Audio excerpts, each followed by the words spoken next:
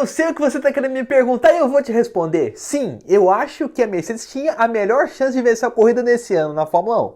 Se tivesse acertado não só com o Russell, mas com o Hamilton também, deviam ter parado os dois carros juntos. E ali a gente ia ter dois carros com pneus macios de igual para igual com o Verstappen. E isso não aconteceu. O que aconteceu foi uma bizarrice. Se você for ver a câmera do Hamilton no período de safety car, que está disponível na F1 TV, você vai concordar comigo. O que aconteceu foi um erro de comunicação. Não foi que pararam o Hamilton e colocaram pneu médio nele, foi que nem pararam o piloto inglês. O Hamilton estava seguindo o safety car, a reta estava interditada por causa do problema do carro do Bottas, que ficou parado no meio da reta. E como a pista estava, entre aspas, interditada, o safety car alterou a rota normal para passar por dentro do box e o Hamilton, como era o líder, foi junto. E percorreu o pit lane todo. E depois ainda perguntou para a equipe, na conversa de rádio, por que pararam o George Russell? E o engenheiro dele respondeu, não sei, deixa eu ver. E aí foi isso, foi assim que ele perdeu a corrida. Não parou, ficava com o pneu usado, o Verstappen jantou ele na relargada. E assim, eu sei que é regra você separar pneus para um e pneus para outro piloto. Inclusive, deu problema pro Hamilton, deu problema pro Russell naquele dia que colocou os pneus do Bottas lá no GP de Sakir. Quando eu estava pilotando pela Mercedes, lá substituindo o Hamilton, lá em 2020. Mas a Mercedes devia ter pensado numa estratégia de parar o Hamilton 2 voltas antes, quando o carro do Bottas parou e estava em posição perigosa. Podiam ter pensado na estratégia de safety car. E ali, como a Red Bull é rata de colocar o Verstappen no ponto certo para colocar pneus novos, assim como foi em Abu Dhabi no ano passado, fazia a mesma coisa. O Hamilton fazia uma marcação tática em cima do holandês. E o Russell também. E aí a gente entrou uma disputa de igual para igual. Resumo da história, a Mercedes errou tão feio quanto em Abu Dhabi 2021. Bom pro Verstappen, que venceu mais uma corrida em casa. Manteve a lógica do que a gente esperava no circuito de Zandvoort. Ele era o favorito e confirmou isso. Agora, falando aqui de favorito que não confirmou, eu tenho que falar aqui de uma coisa maior, que está bem nos bastidores da Fórmula 1, que era a saída do Daniel Ricciardo da McLaren. Quando isso aconteceu em 2020, quando a contratação dele aconteceu lá em 2020, e estava confirmado que ele ia começar na equipe lá em 2021, eu não achei que essa parceria ia acabar tão cedo quanto está acabando agora em setembro de 2022. E eu achei uma decisão precipitada, porque não tem nenhum ano que o Ricciardo venceu uma corrida pela equipe inglesa, foi lá em setembro de 2021 que ele venceu o GP da Itália em Monza, e agora, menos de um ano depois, ele já está despedido. E vai ter que dar lugar para o Oscar Piastri, que vai entrar na McLaren em 2023. Claro, não tem sido uma temporada brilhante que o Ricciardo tem feito, levando em vista aí que ele foi... O melhor resultado dele foi um 8º lugar no GP do Azerbaijão, mas é um dos melhores pilotos da Fórmula 1 dessa geração que chegou de 2010 para cá. Então merecia ter mais uma chance sim ali para buscar um lugar na equipe. Talvez a Alpine contrate ele, mas isso aí a gente tem que ver. O que eu tenho que ver também é a opinião do nosso engenheiro, porque ele também é muito fã do Ricciardo, também apostava muito ali no sucesso do piloto australiano e agora tá vendo essas parcerias se desmanchar. Então, quem será que diz o nosso amigo Ricardo Arcuri sobre isso? Tá aí o Arcuri.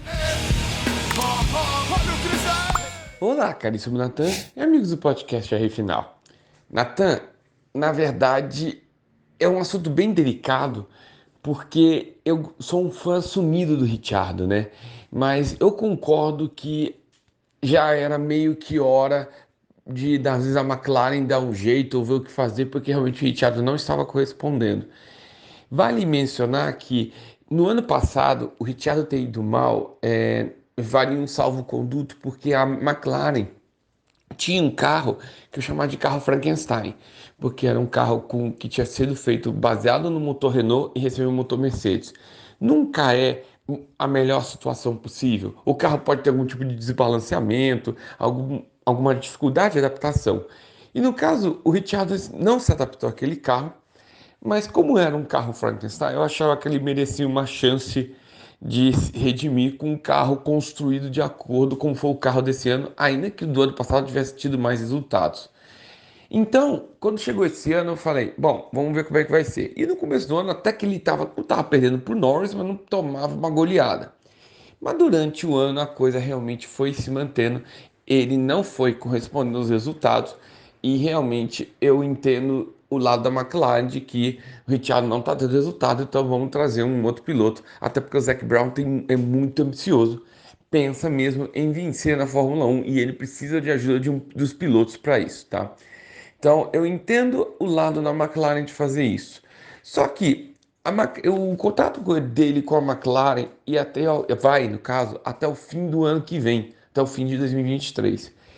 Então, ele ia ficar com o piloto até lá, talvez tentando transferir para a Indy ou algum outro programa, mas ele ia ficar com o piloto, com o Ricciardo. E o que aconteceu? Aí surgiu Oscar Piastri dando sopa no mercado. Cara, o menino foi campeão na Fórmula 2 no primeiro ano, coisa difícil de acontecer. Tem se mostrado ser um garoto muito maduro e rápido, e a McLaren não quis perder a oportunidade. E aí o que ela aconteceu? Eles foram lá, ofereceram uma rescisão de contrato para o Ricciardo, e nisso o Ricciardo deve receber algo em torno de 20 a 22 milhões de euros neste ano pela rescisão, ou seja, ele vai correr até o fim do ano e ainda vai receber uma gorda rescisão. E aí surgiu a oportunidade, eles foram lá e literalmente jogaram contra a banca para terem o Oscar Piastri contratando ele um ano antes do que deveria, mandando o Ricciardo embora e pagando uma multa. E detalhe que parece que, apesar do contrato estar certinho, o Piastri piloto da McLaren, parece que a McLaren vai ter que pagar no futuro uma compensação para a Alpine, no caso para o grupo Renault, pelo fato do grupo Renault ter investido na carreira do Piastri e ele não acabar que vai embora, o piloto vai embora. Então eles vão querer uma compensação financeira por esse investimento que foi para o ralo, em bom português, né? Então parece que a McLaren vai gastar 20 milhões de euros com ele, com o Ricciardo, mais alguns milhões de euros para pagar um grupo Renault pelas despesas que o Piastri causou em seu desenvolvimento. Então lá vai dinheiro uma McLaren indo embora pensando nessas coisas, né? Então, você vê que a situação não é tão simples assim, tá? Então, em bom resumo, sim, infelizmente concordo que o Ricciardo tinha que ir embora e a McLaren acabou jogando contra a banca para ter o Piastri lá dentro. Se vai ser um bom negócio ou não, só o tempo dirá. Acredito eu que sim, Zac Brown pensa parecido comigo, mas a gente só vai saber nos próximos anos, tá bom? É isso aí, Nathan. Um grande abraço, uma boa semana a todos. Tá aí o Arcuri dando a opinião dele no misto assim de decepção e decepção e de cuidado também, porque ele gravou esse áudio às 5h20 da manhã. Tava levantando para ir trabalhar e tomando cuidado para não acordar os vizinhos ali com a participação no podcast. Mas complementando o que ele falou, a McLaren é muito interessante nisso. Parece que já virou uma política deles de contratar com urgência o piloto que tá bombando no mercado. Aconteceu isso com o Palou na Fórmula Indy. Aconteceu isso lá na Fórmula Indy com o Palou, que tá rompendo com a Ganassi para ficar com eles. E tá acontecendo com o Piastri agora, saindo da Alpine para ficar também com eles na Fórmula 1. Eu não vou culpar eles por ter tanta urgência em contratar o piloto que tá bombando no mercado. Afinal de contas, é uma estratégia normal do esporte, você ficar de olho num atleta que está mais forte ali, disponível.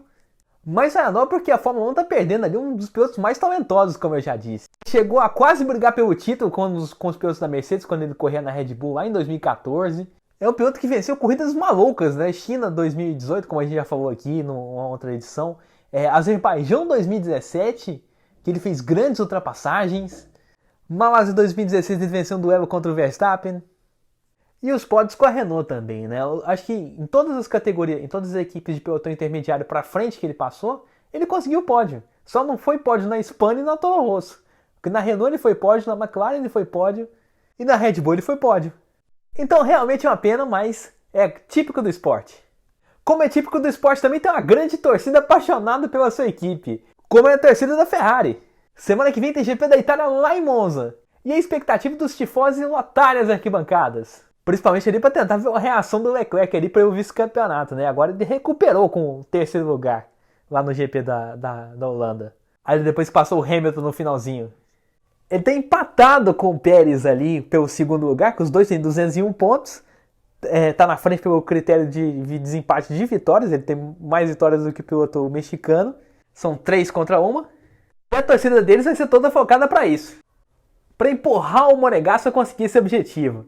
Por hoje a gente fica por aqui, mas não esquece de seguir o meu Instagram, @NathanRFinal, e fica ligado nos posts de automobilismo que eu posto por lá.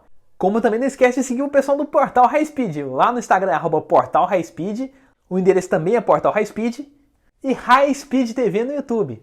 Inclusive, nesse fim de semana teve a Fórmula 4 Brasil, mais uma corrida lá no Velocitar, em que eles transmitiram as 3 provas do fim de semana. Tava lá comentando com o Dan Stick e com o Matheus Furlan, que tava na narração. Então, se você quiser ver um pouco mais dessa categoria,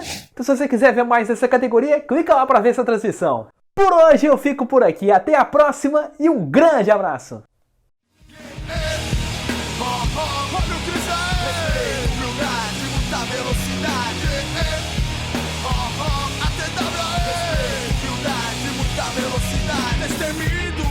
Arrojados, da curva eu me aproximo, na reta estou no vácuo.